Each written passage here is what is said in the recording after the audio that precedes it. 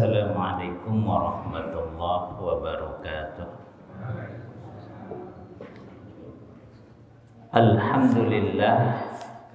Alhamdulillahi rabbil alamin wa bihi nasta'inu ala umurid dunya waddin. Wassalatu wassalamu ala asyrafil anbiya wal mursalin, amma ba'd. Qala Allah Ta'ala fil Qur'anil Karim, yarfa'illahu alladhina amanu minkum walladhina utul ilma darajat. Wa qala Allah Ta'ala aidan, inna hadzal Qur'ana yahdi lillati hiya aqwam wa yubashshirul mu'minina alladhina ya'maluna sholihati anna lahum ajran kabira. Shadaqallahul azim. Alhamdulillah, bapak-bapak, ibu-ibu, jamaah yang dirahmati oleh Allah, pada kesempatan ba'da maghrib niki dinten Jumat napa dinten Setu. Begitupun maghrib pun mlebet hari baru, ini berarti sudah Sabtu. Makanya tiang Jawi nyebutnya malam Sabtu, pun mlebet Sabtu. Alhamdulillah Bapak Ibu, pada kesempatan kali ini kita melajengaken ikhtiar kita ini bagian ini Jumat keberapa nek tang mriki nggih. Berarti tiap Jumat keberapa pokoknya bagian kisah para nabi. Kenapa toh kok kisah para nabi ini perlu kita ulang? Pakainya harus pakai standar Quran. Jadi nanti saya juga akan mengajak Bapak Ibu melihat kisah para nabi dari kacamata Al-Quran. Kenapa kok ini perlu dipelajari dan diulang-ulangkan, baik kepada yang muda maupun yang senior, itu agar kita tahu bahwa kisah para nabi yang sangat banyak dalam Al-Quran itu selain mengokohkan keimanan, itu untuk membantu kita menjalani kehidupan di masa ini dan masa mendatang. Jadi para pakar sejarah semuanya sepakat bahwa sejarah itu pelajaran-pelajaran hidup di masa lalu yang akan sangat berguna bagi kita untuk menjalani hidup di masa ini dan masa mendatang. Karena sejarah itu Bapak Ibu ini enten polanipun, ada polanya. Polanya itu akan membantu kita saat melangkah ke depan. Umpamanipun kalau kita ini ditakdirkan Allah, umpamanya nggih, harus menghadapi situasi yang berat seperti Nabi Yusuf umpamanipun. Umpamanya ini ada, saya nggak tahu nih, ada anak-anak kita itu saking gantengnya terus digoda wanita. Maka polanya kita bisa mengikuti polanya Nabi Yusuf, bahwa penggodaan wanita kepada laki-laki itu harus dihadapi dengan cara Yusuf menghadapi godaan para wanita. Dan itu banyak terjadi bapak-bapak, ibu-ibu, bukan hanya walaupun nggak ganteng, tapi kadang orangnya baik atau orangnya itu akhlaknya mempesona. Itu banyak anak-anak gadis itu kemudian ngerayu si lelaki ini. Contohnya terjadi kepada anaknya teman kami yang tinggal di Inggris. Jadi beliau ini suami istri tinggal di Inggris, punya anak laki-laki 5 SD, sudah ditawari zina oleh gadis Inggris. Tapi karena anak ini akrab dengan Islam, akrab dengan kisah Islam, dia sudah punya cara. Oh, kalau ditawari begitu, maka berperilaku seperti Nabi Yusuf, menolak dengan tegas. Sampai kemudian ketika dia SMP, dia bikin program untuk anak-anak di kotanya di Inggris sana. Ini orang Indonesia sebenarnya, orang Indonesia tinggal di Inggris. Itu bagaimana caranya membuat program agar anak dan remaja itu tidak terfikir zina, tapi terfikir untuk menjadi orang yang bertanggung jawab. Dimulai dari ketika mereka SD dan SMP. Sampai ini di SMP itu ada program bersiap menjadi orang tua. Ini programnya menarik itu. Jadi anak SMP diajari pripun carane dados tiyang sepuh. Saya belum pernah ketemu di Indonesia, itu malah yang bikin tuh orang Inggris, Muslim lagi, Muslim dari Indonesia. Karena ngelihat temennya itu 5 SD kok udah kepikiran zina. Apa yang ngajak yang perempuan lagi. Nah, maka Bapak Ibu sekalian, cerita-cerita para nabi yang kita ambil dari Quran ini akan sangat berguna dalam melangkah ke depan. Kata Dr. Majid Al-Kilani, sejarah itu punya pola. Nah, pola-pola itu pasti akan berulang terus. Pelakunya berbeda, tempatnya bisa berbeda, waktunya jelas berbeda, tetapi polanya sama. Nah, itulah mengapa kita temukan di dalam Al-Quran banyak sekali cerita-cerita, kisah-kisah, sejarah-sejarah. Untuk apa itu? Untuk menjadi pelajaran bagi orang-orang beriman. Nah, Nabi yang kita bahas ini Bapak Ibu, Nabi yang namanya tiap kita sholat kita sebut. Nah, jenengan nek sholat kok nggak menyebut nama Nabi ini, berarti bermasalah sholatnya. Nabi sinten? Nabi Ibrahim. Jangan tadi duduk tasahud awal, tasahud akhir, baca sholawat mboten? Sholawat yang paling disukai Rasulullah, yaitu sholawat yang menyebut nama Ibrahim. Nah, dari sini memang ini Nabi yang luar biasa, Nabi yang dipuji oleh Allah dan Rasulnya, Nabi yang memang diperintahkan untuk dipelajari. Watslu alaihim naba Ibrahim. Ceritakan hai Muhammad kepada mereka semua, orang-orang termasuk orang beriman, cerita sinten? Cerita kabar tentang Nabi Ibrahim. Nah, sebelum saya mulai menceritakan kisah Ibrahim versi Quran yang sebaiknya sudah kita ketahui, ini memang untuk mengingat. Fa'inna dzikra tanfa'ul mu'minin. Mengingatkan itu bermanfaat bagi orang-orang beriman. Saya mau tanya Bapak Ibu, Nabi Ibrahim, nama Ibrahim itu disebut berapa kali dalam Al-Quran? Ini panitia ada hadiah buat ini. Pinten berapa kali? Nah, nanti moga-moga jamaah di sini bisa umroh bareng-bareng nonton nggih. Nah, nanti insya Allah kita bisa melihat makom. Makom itu bukan makam nggih. Makom itu tempat berdirinya Nabi Ibrahim saat membangun kembali Ka'bah.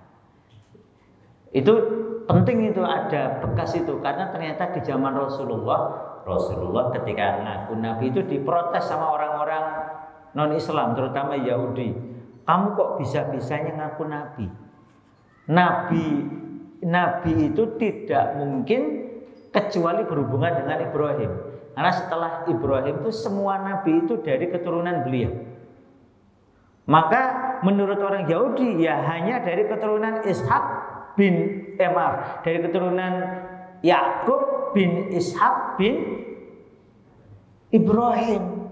Lah ini kok ada orang bukan keturunan Yakub bin Ishak bin Ibrahim ngaku Nabi. Maka Rasulullah diajari oleh Allah bahwa kamu ini keturunan Ibrahim dari jalur Ismail. Lalu ditanya, apa buktinya? Buktinya di Mekah, di Ka'bah ada makom, ada tempat berdirinya Nabi Ibrahim. Zaman itu kan belum ada pesawat nggih. Bapak-bapak, ibu-ibu nggih. Kan nggak mungkin ada orang pergi ke satu daerah terus cuman sehari di sana. Jenengan kalau dengar cerita orang-orang Indonesia kalau berangkat umroh itu rata-rata berapa bulan, Pak? Berapa bulan, Pak? Jenengan pernah napa niku mendengar cerita orang Indonesia zaman tahun 40-an, 30-an kalau berangkat haji butuh berapa lama? Napa? 3 bulan, bahkan bisa lebih. Terus nyampe sana langsung pulang napa mboten? Mboten. Rata-rata datang sebelum musim haji. Entah nanti nah, bulan ini biasanya sudah pada berdatangan di Mekah kadang, atau baru berangkat. Nanti kemudian nyampe sana sebelum musim haji, nanti umum tiang Indonesia itu kalau sudah sampai Mekah itu tinggal di Mekah selama berbulan-bulan bahkan bertahun-tahun. Termasuk yang di Jogja. Dulu kita ini nggih Bapak, karena warga ngayu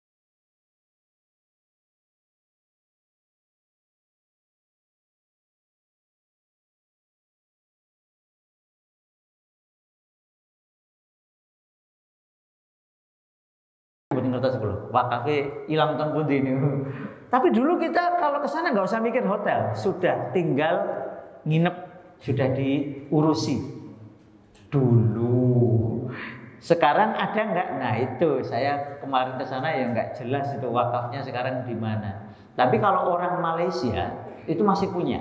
Jadi Malaysia itu punya beberapa hotel yang wakaf, sehingga kalau warga Malaysia pengen tidak perlu bayar hotel, cukup ke hotel-hotel wakaf Malaysia di Arab Saudi. Nah, mungkin bapak-bapak, ibu-ibu tertarik kita bikin wakaf lagi di sana. Insya Allah. Dulu bisa, masuk sekarang nggak bisa. Cuma tinggal bersatu. Kalau bersatu urunan 10.000, 200 juta penduduk Indonesia berarti 200 juta kali 10.000. Pinten niku Pak? Cekap nggih untuk beli wakaf di sana ya, cukup kalau kompak. Nah, itu repotnya, kita kan belum sepenuhnya kompak. Insya Allah kapan-kapan lah. Insya Allah, kalau saya yakin kalau Allah berkehendak bisa. Nah, tugas kita untuk bercita-cita. Mungkin bukan tahun ini, tapi kita nggak pernah tahu. Karena dulu pernah bisa, sangat mungkin insya Allah di masa mendatang bisa. Nah, Nabi Ibrahim alaihissalam itu jelas-jelas sudah pernah tinggal di Mekah. Nah, di dalam Al-Quran Bapak Ibu, kita kembali ke awal tadi, disebut berapa kali? Para ulama mencatat 69 kali. Jadi disebut di Quran 69 kali. Paling banyak di surat nomor? Nek menurut jenengan? 69 kali itu disebut dalam 25 surat. Dari 25 surat itu paling banyak di surat nomor? Nek menurut jenengan di surat nomor? Surat Ibrahim disebut cuma sekali, Pak. Ayat 35. Nama surat nomor meleh? Ya, matur suwun. Ayat nomor meleh? Ternyata nggih, matur suwun. Ayat yang jumlah ayatnya paling surat yang jumlah ayatnya paling banyak. Surat apa? Surat Al-Baqarah. Disebut sebanyak 1, 2, 3, 4, 5, 6, 7, 8, 9, 10, 11, 12, 13, 14. Sebanyak 14 kali. Itu disebut paling banyak di surat tersebut. Apa hubungannya surat Al-Baqarah dengan Ibrahim? Para ulama mengatakan surat Al-Baqarah itu surat yang menceritakan tentang keimanan dan ujian keimanan. Orang itu untuk menjadi mulia, itu untuk lulus itu harus ujian. Kita tahu nggih, kalau ada anak masuk SD, untuk lulus SD harus lulus ujian. Begitu pula SMP, SMA, kuliah, itu kalau mau lulus dari tempat sekolahnya atau kuliahnya harus menempuh ujian. Nah, Ibrahim alaihissalam itu menempuh semua bentuk ujian dan lolos. Jadi Ibrahim itu menempuh semua bentuk ujian dan lolos. Nah, ini luar biasanya Ibrahim alaihissalam. Ujiannya macam-macam, dari ketika beliau masih sebagai fatan, belum menikah, masih di daerah. Jadi diceritakan Ibrahim alaihissalam itu lahir di wilayah Irak. Lebih tepatnya ada yang mengatakan di kota Ur Kaldaniyah atau di wilayah Babylon, Irak. Di Ur Al-Kaldaniyah beliau lahir, punya bapak namanya Azhar bin Nahur. Azar bin Nahur. Ada yang mengatakan Azar ini bapaknya, ada yang mengatakan pamannya. Jadi ada dua versi. Karena memang umum ya, kayak orang Jawa ya. Kalau kita punya Le, kita nyebutnya Pak Le. Kalau punya Pak D, nyebutnya kita Pak D.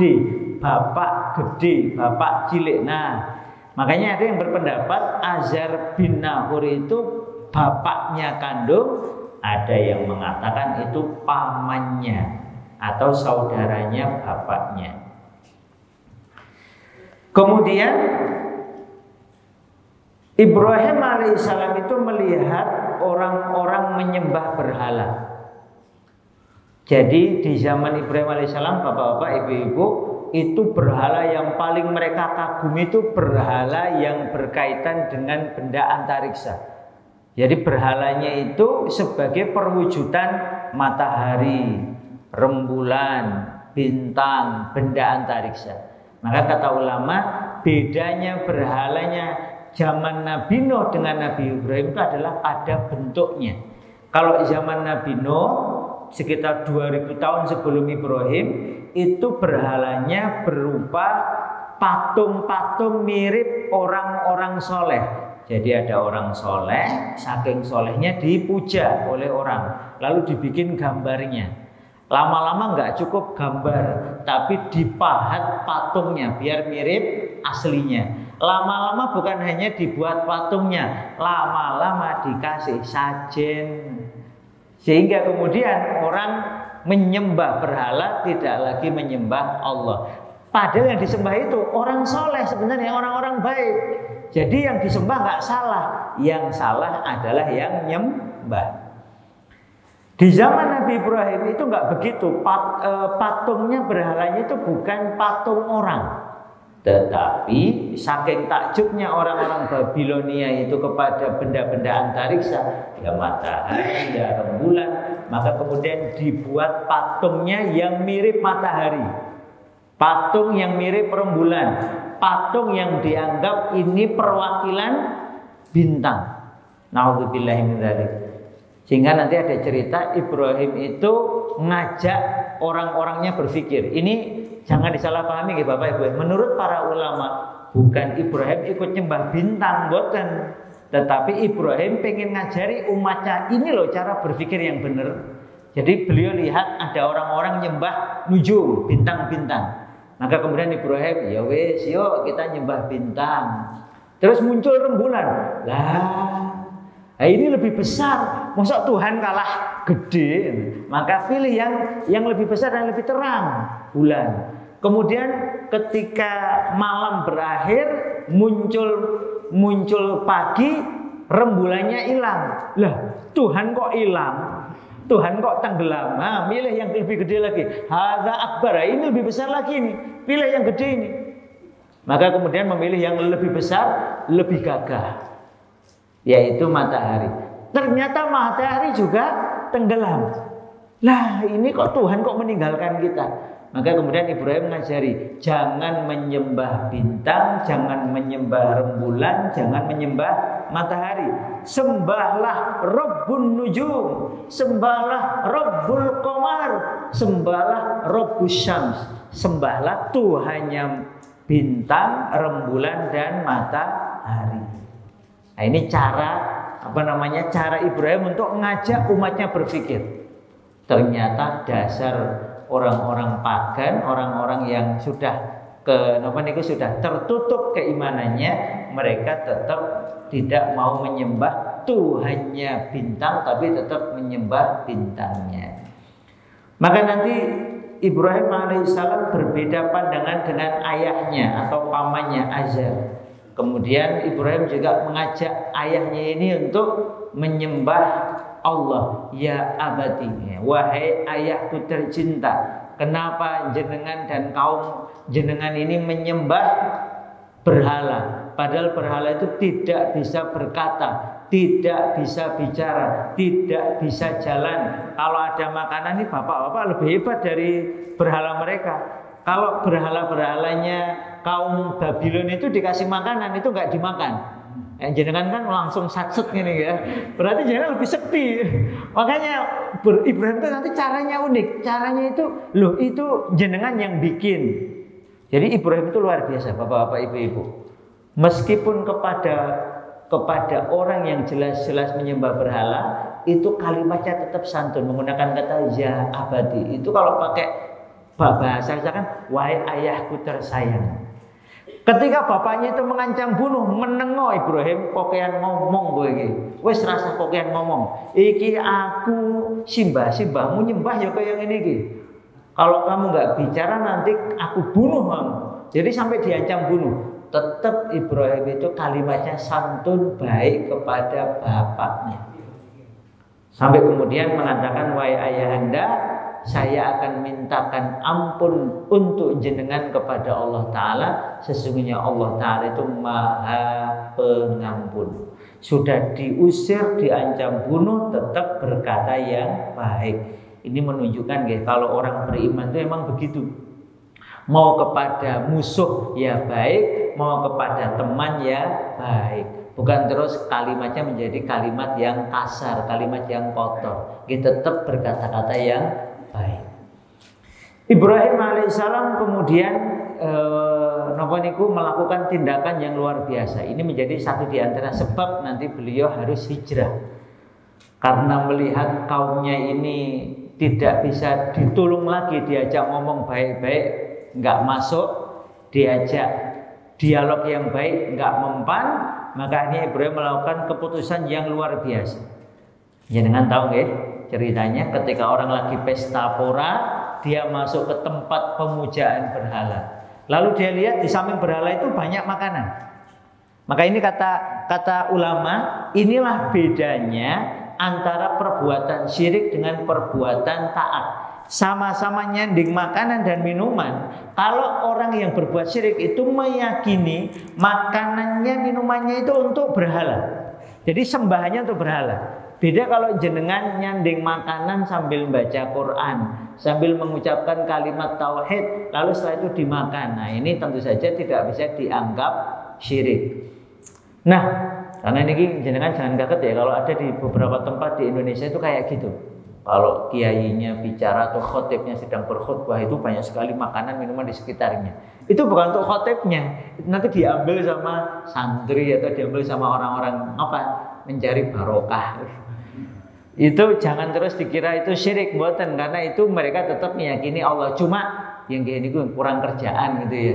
Masuk makanan dadak ditaruh di sampingnya orang itu kan dia kurang kerjaan atau kurang tepat. Karena harusnya kan makanan ya ditutup, dimakan yang baik, bukan ditaruh di hadapan orang.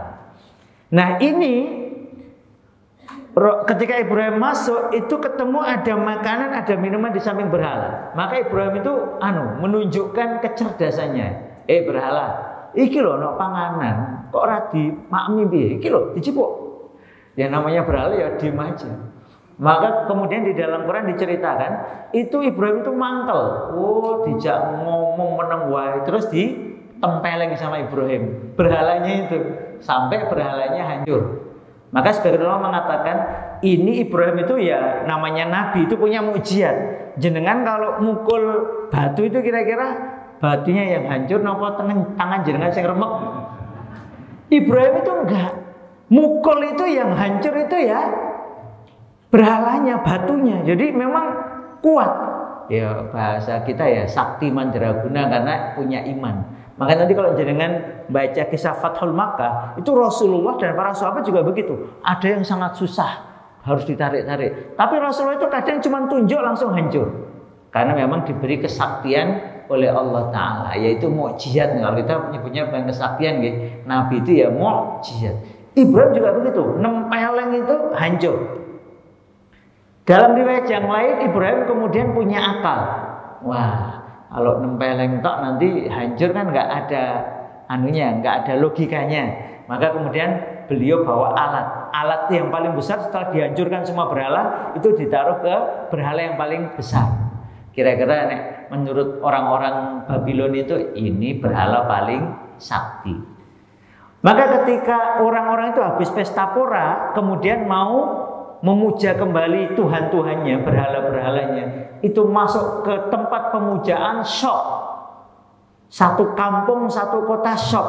Kenapa? Karena berhalanya hancur semua kecuali tinggal satu.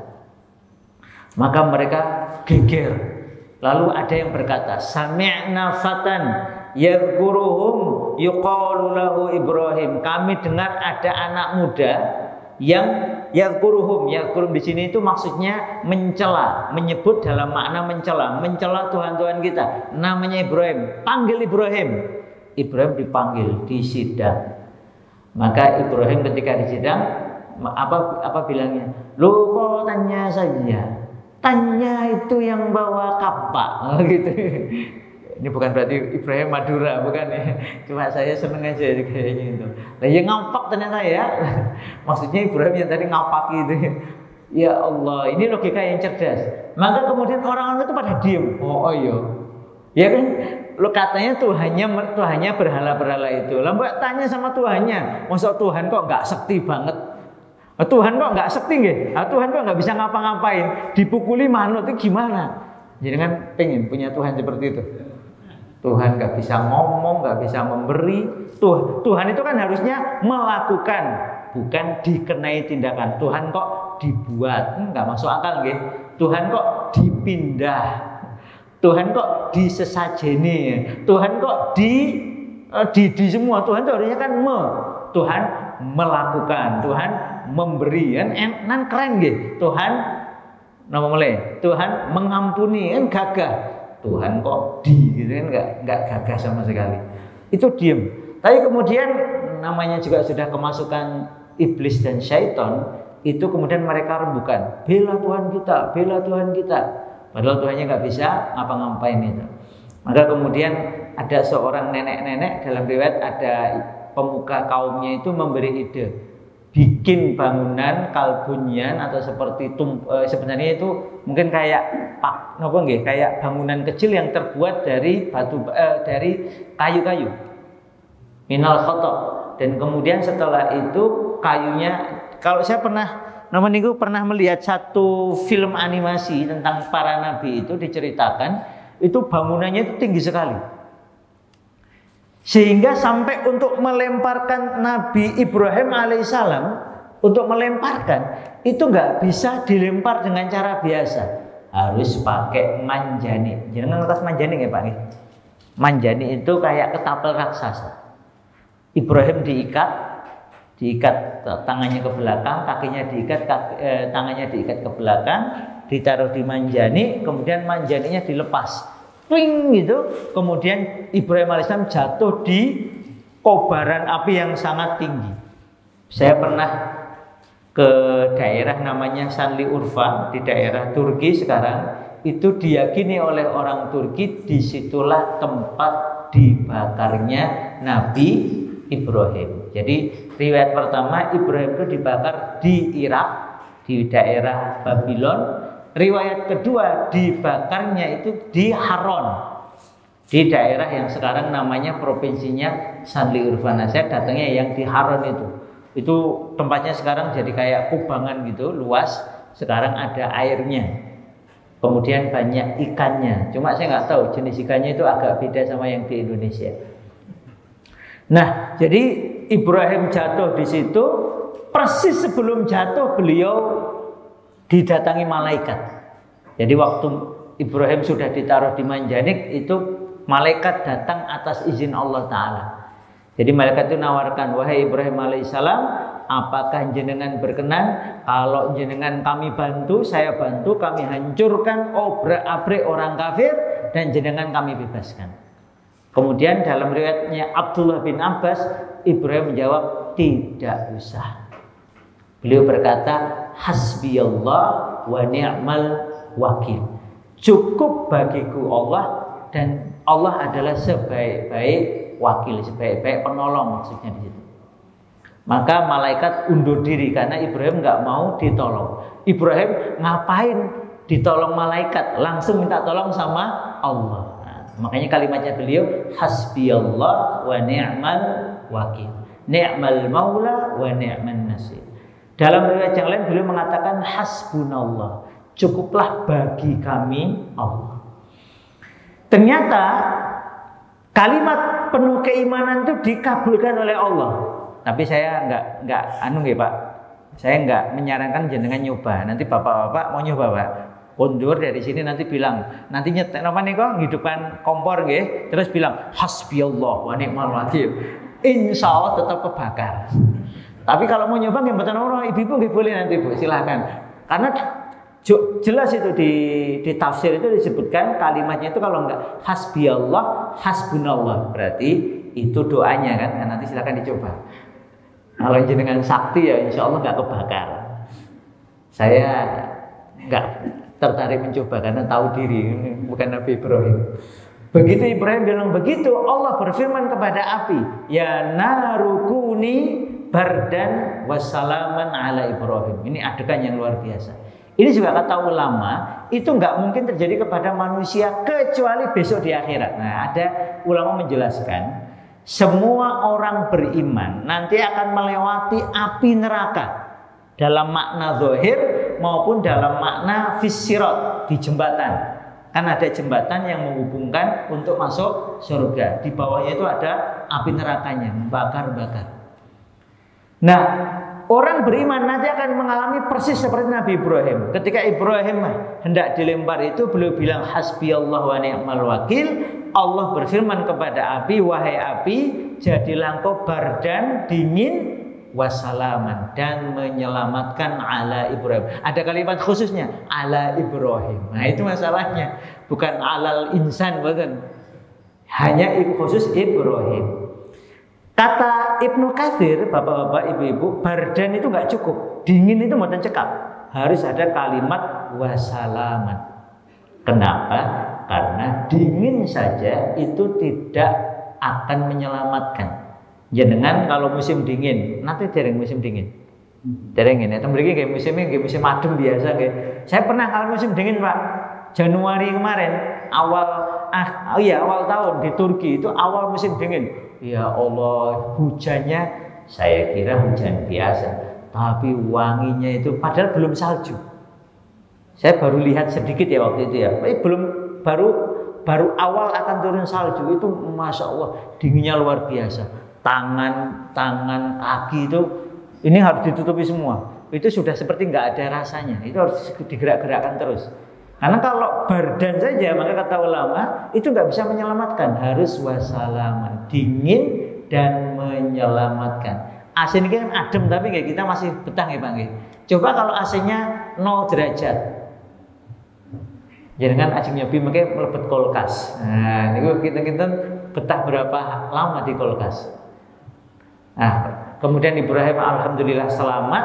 Nah, orang-orang beriman juga besok selamat. Ketika mereka melewati sirat atau melewati api, maka mereka insya Allah tidak terbakar seperti Ibrahim. Bedanya Ibrahim sudah dari dunia tidak terbakar, kita baru akan mengalaminya besok setelah di akhirat. Kalau di dunia gitu tadi, kalau jenengan mau nyoba nggih mboten napa-napa, doanya sudah tahu kan, hasbiyallah wa ni'mal wakil. Terus dicobi, nek tetep kebakar nggih wajar. Terus donya. Kemudian Ibrahim alaihissalam diperintah oleh Allah setelah dibakar itu, karena diusir dari kampungnya, sudah dibakar, diusir, beliau memang selamat tetapi tetap diusir. Maka kemudian beliau diperintah muhajirun ila rabbi, gitu kata Ibrahim kepada muridnya. Muridnya itu waktu itu cuma satu, namanya Lut. Nabi Lut ini insya Allah bulan depan kita ceritakan khusus. Nabi Lut ini santrinya Nabi Ibrahim satu-satunya yang itu juga ponaannya beliau. Jadi Lut itu dianggap ponaan, jadi anak dari paman atau pakdenya Ibrahim. Maka didakwahi mau ikut Ibrahim. Akhirnya mereka ini pindah. Versi yang lain ini yang saya baca ini, yang ikut hijrah bukan hanya Lut, tetapi Ibrahim itu punya istri, menikah di Haran. Nah, tadi yang saya cerita Haran tadi, itu ada seorang gadis cantik, jelita, solihah. Mohon maaf nggih ibu-ibu nggih, kalau ibu-ibu wajahnya biasa nggih harap maklum. Karena 50% sudah diceritakan ulama itu diberikan Allah kepada Ibunda Sarah. Nah, Jadi kalau ibu-ibu itu harus ya ngapunten nggih gitulah ya. Itu nggih pokoknya harap maklum mawon wis. Karena memang tadi itu 50%-nya dibagi untuk jutaan bahkan miliaran wanita dari zaman Nabi Adam sampai besok kiamat. 50%-nya sudah dipek sama Ibunda Sarah. Ada yang mengatakan juga Ibunda Hawa. Tapi yang jelas Ibunda Sarah itu diceritakan sangat cantik. Tidak ada yang bisa menandingi kecantikannya. Nah, Ibunda Sarah dinikahi oleh Ibrahim, beriman. Maka ketika Ibrahim alaihissalam diperintah hijrah, yang hijrah itu pendapat pertama adalah Nabi Ibrahim, Ibunda Sarah, kemudian Lut. Riwayat yang lain mengatakan Lut ini sudah punya istri juga, maka istrinya juga ikut. Jadi antara bertiga atau berempat. Karena kalau Quran jelas itu menyebutkan Lut diajak hijrah dan Lut alaihissalam mau. Kemana mereka hijrah? Ilal ardil lati barakna fiha lil alamin. Ke negeri yang diberkahi di dalamnya untuk seluruh alam semesta. Jadi ini ada negeri, bapak-bapak, ibu-ibu, ini ada wilayah. Keberkahan negeri ini itu ada di dalam tempat itu sendiri. Jadi tempat itu seluruhnya berkah. Makanya nanti para ulama menyebutnya al-ardu al-mubarakah. Al-ardu al-mubarakah ini nanti di kalangan ulama tafsir itu menyebut negeri Syam yang didoakan oleh Allah khusus. Allahumma barik lana fi Syamina. Ya Allah, berkailah bagi kami pada negeri Syam kami. Jadi itu dijamin Allah berkah. Para ulama menemukan ada satu asar, ada satu perkataan bahwa keberkahan negeri itu sudah ditetapkan Allah dari dulu, dari zaman belum ada manusia. Begitu bumi diciptakan, manusia belum diciptakan, itu Allah tetapkan ini negeri yang suci, ini negeri yang haram, dan ini negeri yang barokah. Jadi keberkahannya keberkahan itu paling awal ditetapkan oleh Allah dan kemudian ditegaskan dengan diutusnya para nabi ke situ. Nabi Ibrahim, Nabi Adam, Nabi Idris, termasuk Nabi Ibrahim diperintah pindah dari negeri huru-hara yaitu Irak ke negeri penuh berkah yaitu negeri Syam. Sampai sana Ibrahim alaihissalam tinggal di daerah namanya Hebron. Karena beliau tinggal di situ disebut sebagai Al-Khalili, kota yang ditinggali oleh Khalilullah Ibrahim alaihissalam. Jadi kalau bapak-bapak, ibu-ibu kapan-kapan tertarik meniti jejaknya Ibrahim itu dari Irak ke Bundi ke negeri Syam. Nah nanti habis itu beliau pindah kemana lagi? Sebelum Irak, Irak Harun sekarang Turki. Kemudian setelah itu ke negeri Syam, terutama ke kota Hebron Al-Khalili. Setelah tinggal sekian waktu di situ ternyata paceklik. Belum punya anak, sudah kena musim paceklik. Akhirnya diperintah hijrah lagi ke ke Mesir. Nah, Mesir itu sama negeri Syam dekat apa jauh? Jauh apa dekat? Dekat. Karena kalau jenengan lihat Gaza ya, kan negeri Syam itu kan Gaza masuk. Nah, itu kalau ke arah utara itu ketemu ke arah utara, ke arah selatan itu ketemu dengan Mesir.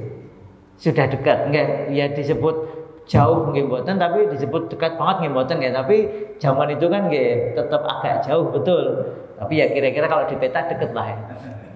Sakilan paling ngoten niku. Masya Allah sampai sana kita tahu ternyata rajanya niku nopo ngoten niku. Rajanya itu ceritakan itu hobinya memperkosa wanita. Jadi hobinya itu merebut wanita. Kalau wanitanya punya suami, suaminya dibunuh. Maka ketika Ibrahim tahu mereka harus memasuki wilayah kekuasaan Raja Durjana itu, Ibrahim mengatakan, "Hei istriku, nanti kalau ditanya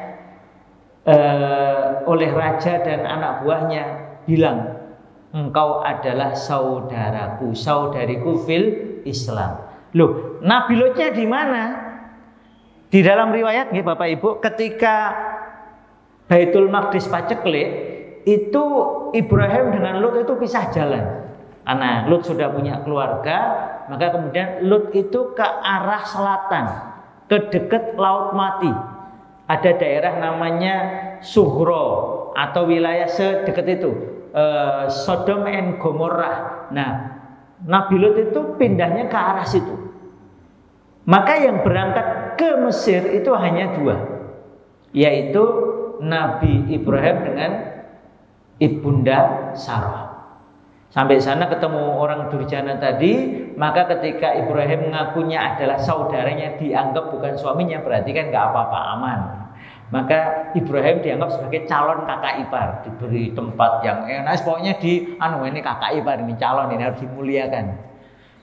Maka Ibrahim tenang, Sarah bingung karena dimasukkan kamar khusus mau diperkosa, dan ceritanya sangat terkenal. Setiap si Raja Durjana itu mau memperkosa, itu Ibunda Sarah berdoa sehingga si Raja Durjana itu kemudian seperti patung, nggak bisa gerak sampai 3 kali. Saking takutnya kemudian si raja ini kemudian keluar lalu bertitah kepada pasukannya, bebaskan wanita itu. Itu bukan wanita, itu iblis itu. Kenapa? Karena belum pernah dia ketemu orang mau diperkosa kok bisa bikin dia nggak bergerak. Ternyata Ibrahim itu masuk kamar juga melakukan hal yang sama sebagai suami yang baik. Dia langsung sholat, dia langsung sujud, dia langsung berdoa kepada Allah. Jadi sang suami soleh berdoa, sang istri juga berdoa. Akhirnya bebaslah Ibunda Sarah atas izin Allah Ta'ala. Mereka pulang kembali ke Baitul Maqdis, ke Palestina, membawa banyak sekali hadiah. Karena saking takutnya si raja itu, pokoknya harus segera pulang, harus segera pergi dari negeri ini. Karena kalau enggak bahaya itu. Dan kemudian diberi budak wanita yang cantik, namanya sinten? Hajar. Sebagian ulama mengatakan Hajar ini bukan budak biasa, ini putri kerajaan yang kemudian dikalahkan oleh si Fir'aun Durjana ini. Dan kemudian akhirnya Fir'aun zaman Nabi Ibrahim ini itu kemudian mau memperkosa juga, dan nggak kejadian, dan nggak bisa juga, mau memperkosa selalu gagal. Maka dianggap ini juga mirip setan seperti Ibunda Sarah. Dah bawa sekalian, bikin saya nggak tenang saja. Akhirnya dua-duanya keluar, dan kita tahu mereka sampai di Baitul Maqdis. Begitu melihat Ibunda Hajar ini orangnya baik, solihah, maka kemudian Ibunda Sarah memberi usul. Ini saya cerita loh Bung, bukan ibu nanti memberi usul kepada suaminya. Suamiku itu kisah inspiratif kata bapak-bapak itu. Bapak-bapak sing semangat gitu ya. Maka kemudian Ibunda Sarah punya usul, wahai suamiku, sudah lama kita menikah belum juga punya anak. Padahal kamu perlu kader dakwah untuk melanjutkan dakwahmu. Sudah nikahilah Hajar. Yang usulkan Bu? Ibunya, Ibunda Sarah. Yang usulkan siapa Pak? Nah itu. Jadi kalau nggak diusulkan ibu-ibu, bapak-bapak nggak usah tertarik ya Pak ya. Maka akhirnya mereka menikah dan kita tahu lahir Ismail. Ternyata namanya wanita pasti ada cemburunya. Wong aku ki luwih tuwa, luwih senior, luwih ayu. Lah kok istri baru malah punya anak, aku malah enggak. Maka Allah Ta'ala takdirkan kecemburuan ini menjadi sebab Ibunda Hajar harus pindah tempat. Jadi pindah tempatnya Ibunda Hajar itu, saya ikut pendapat, itu bukan karena Sarah cemburu, tapi karena perintah Allah. Karena Nabi Ibrahim itu bukan suami takut istri, mboten. Suami takut Allah. Jadi ceritanya karena takut istrinya mboten. Wong beliau aja pindah dari Irak ke Baitul Maqdis itu pede kok, dan itu karena perintah Allah, istrinya ikut. Mosok gara-gara cemburu istri terus kemudian takut nih mboten. Maka karena perintah Allah dipindah ke Mekah. Dan ini kabar baik karena dakwah menjadi nyebar. Satu tetap di Baitul Maqdis, satu pindah ke Mekah. Dan betul karena keikhlasan ke semua pihak, akhirnya Ibunda Sarah jadi hamil, punya anak Ishak. Terus Bapak Ibu sekalian, cerita-cerita seperti ini kalau kita lihat dari urutan Quran itu luar biasa. Cuma karena pun ajeng Ishak pun cekap mawon nggih. Nah, sehingga dengan ini kita banyak pelajarannya bahwa kalau kita ini mendidik keluarga itu jangan pakai cara kita, tapi caranya Allah. Nah, caranya Allah itu dicontohkan oleh para nabi termasuk Nabi Ibrahim alaihissalam. Maka Ismail di Makkah ya tetap soleh, Ishak di Baitul Maqdis ya tetap soleh. Ismail nanti membantu bapaknya membangun kembali Ka'bah, Ishak dan anaknya Yakub nanti membangun kembali Masjid Al-Aqsa. Alhamdulillah. Maka ini pelajaran bagi kita bapak-bapak, ibu-ibu, sudah dijadikan jamaah masjid ini. Maka jadikanlah masjid ini sebagai masjid terbaik yang kalau jenengan besok menghadap Allah, pokoknya masjid ini bisa jadi saksi jenengan. Jenengan sholat di sini, ngaji di sini, iktikaf di sini, ngurusi masjid ini, memakmurkan masjid ini. Demikian, mungkin-mungkin yang sedang bermanfaat. Mari kita tutup dengan doa penutup majelis. Subhanakallahumma wa bihamdika asyhadu an la ilaha illa anta astaghfiruka wa atubu ilaik. Wabillahi taufiq wal hidayah. Wassalamualaikum warahmatullahi wabarakatuh.